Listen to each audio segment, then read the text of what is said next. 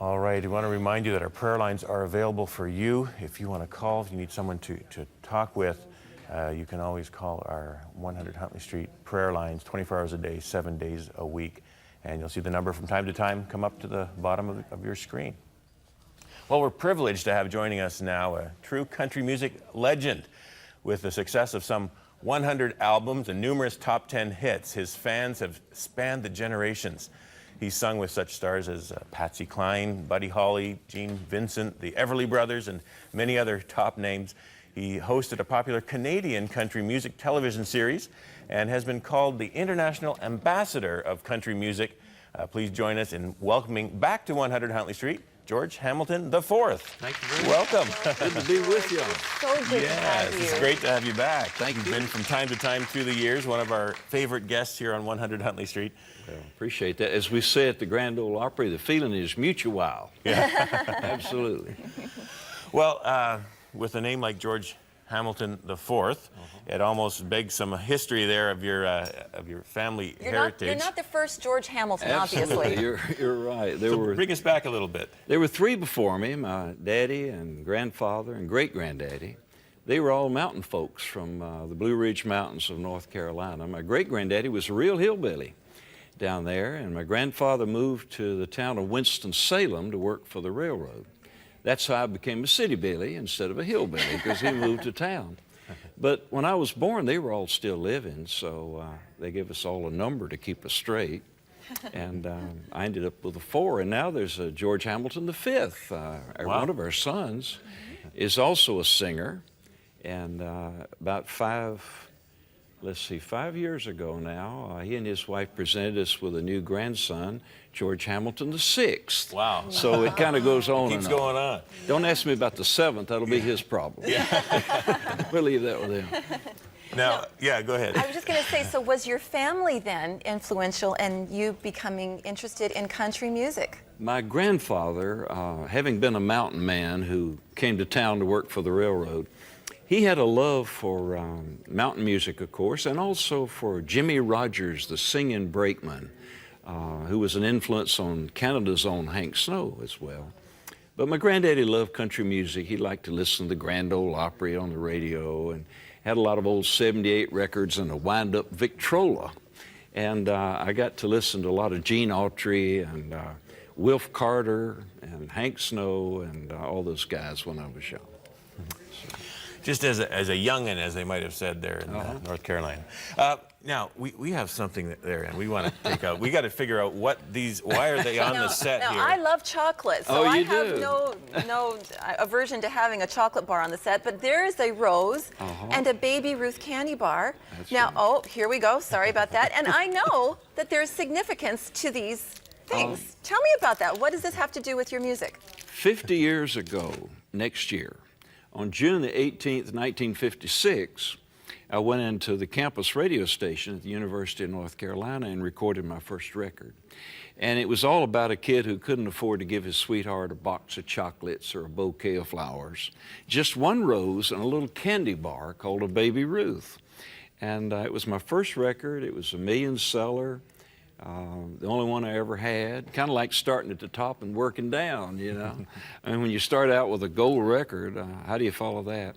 But I don't believe Baby Ruths at the time were available in Canada.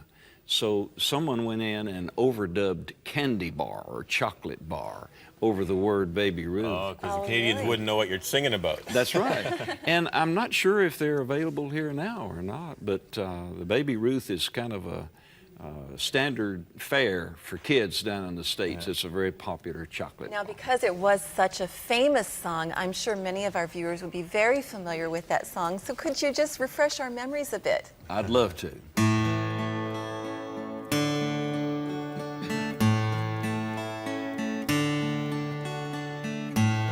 Do do do do. We had a quarrel, a teenage quarrel. Now I'm as blue as I know how to be. I can't call you on the phone.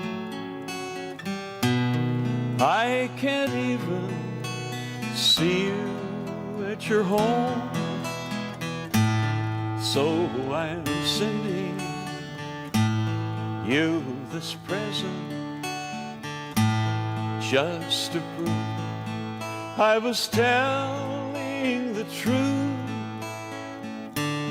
Dear, I believe you won't laugh when you receive this rose and the baby ruth.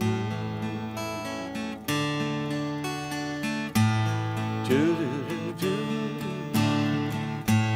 do-do-do-do.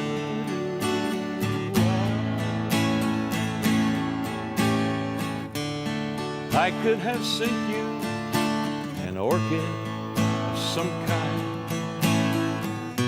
but that's all I had in my jeans at the time. But when we grow up, someday I'll show up just to prove I was telling the truth. I'll kiss you too, then I'll hand to you this rose and the baby ruth. Do-do-do-do, do-do-do-do.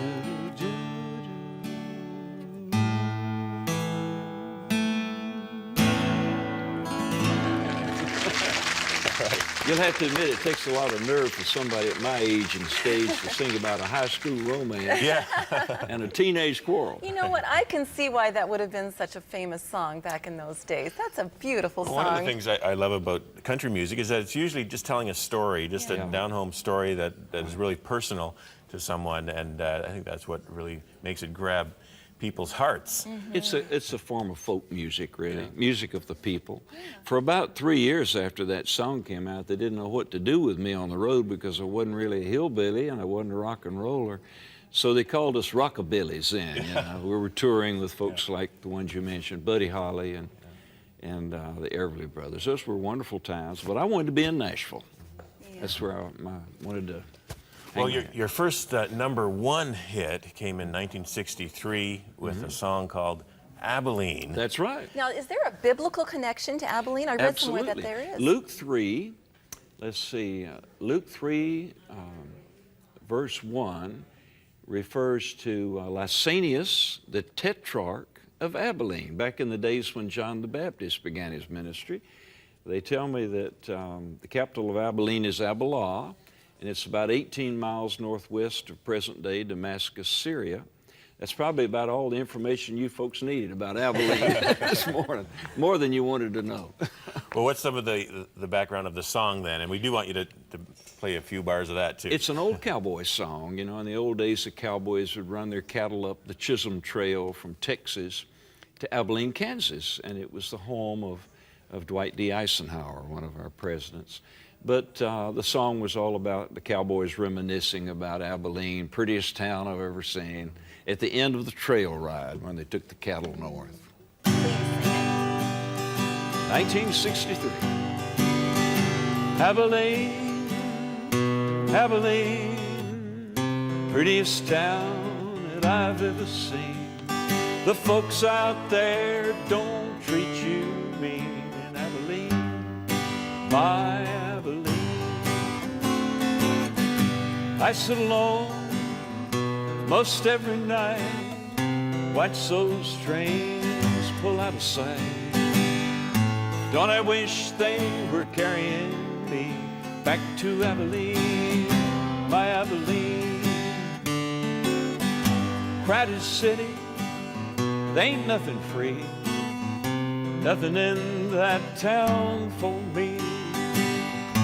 Wish to the Lord that I could be in Abilene, sweet Abilene. Abilene, Abilene, prettiest town that I've ever seen. And the folks out there, they don't treat you mean in Abilene, my Abilene.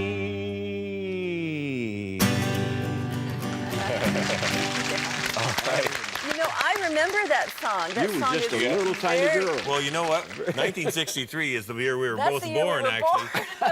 But I know a lot of our viewers will remember that very well.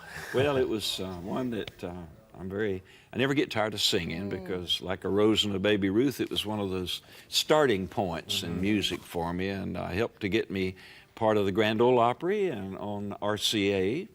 Chet Atkins was my producer down there, and those were wonderful times. You know, we started off by saying that you've sung with some of the biggest names like Buddy Holly and the Everly Brothers and Patsy Cline. Now, you have a little story about the first time you ever met Patsy Cline. A Rose and a Baby Ruth was out. It was There's a picture there.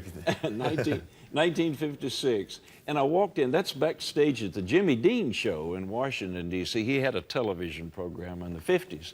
And I walked in, and there she was in that cowgirl outfit, you know, with her boots and her Stetson hat. And as you can see, I was very much sort of Joe College with my blazer and button-down collar shirt. And she walked over to me and said, "What kind of country singer are you?" And I said, "I'm a country singer." She says, "Where are your cowboy boots?" And I said, "I'm from North Carolina. I don't have any cowboy boots." And she looked me up and down and kind of giggled a little bit and said, "Who do you think you are, the Pat Boone of country music?" She used to call me Mr. Goody Two Shoes. Yeah. But her husband told me that if Patsy didn't like you, she didn't tease you. So I guess she liked me a lot because she teased me quite a bit. She was a bit feisty, wasn't she? Yes, she was. Yeah. And I think she thought I was just a little too good to be true, you know. She used to tease me quite a bit. She was a wonderful lady, though, and had a big heart. And she not only opened the doors for ladies in country music, she kicked them down, you know. Yeah. She was a powerful personality. And she made a place for Loretta Lynn and Tammy Wynette and Reba and all Dolly and the ones who came later. Before her, it was mostly a man's world, and the lady singers were sort of background. But Patsy was foreground. She became a superstar.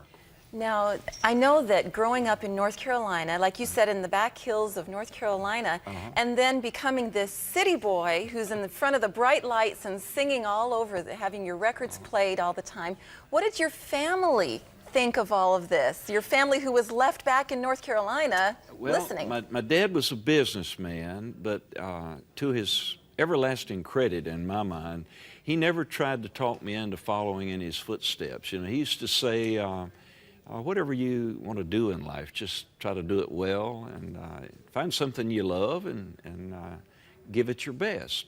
And so when he and my mom figured out I was interested in country music, they encouraged me. They weren't pushy about it, but they encouraged me. And they used to put me on a Greyhound bus and let me go out to Nashville. It's 450 miles. I'd go out there on the weekends and sneak backstage at the Opry and get to meet Hank Snow and Ernest Tubb, the Texas Troubadour, and I guess I had stars in my eyes. I wanted to be in country music, and my grandfather, as I say, is the one who encouraged me the most because he taught me to love the music. Now, your grandfather, was he the railroad guy? Yes, he was a railroad man, and he used to say to him, he'd say, "Son, you know, life's like a mountain railroad. Sometimes you're up on a mountaintop where the sun's shining, the sky's blue. Then you go way down the deep, dark holler where it's scary and dark." And he said, and just like a mountain railroad, life's got ups and downs and twists and turns. And he used to say, "Son, if you're not careful, you'll get on the sidetrack." He said, "Stay off the sidetrack. Stay on the main line." That's I good didn't know what he was advice. talking about. Yeah. And then he said, "You know, when you get older, the ride's going to get bumpy, but that's not what's important. It's not how rough the ride is, it's the final destination." I thought he was talking about railroads, but I think he had something else. Well, it's no surprise that turned into a song that you recorded. Yes, sir. And I think you're going to play a little bit of that for All us, right. too.